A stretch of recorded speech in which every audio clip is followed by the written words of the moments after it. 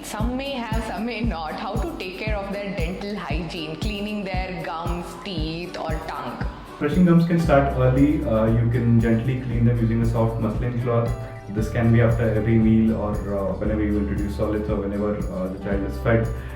It can also be with a soft finger brush. This helps reduce the overall microbial count on the gums. First teeth erupts anywhere between 6 to 10 months. So as soon as the first teeth erupt, of course you need to brush.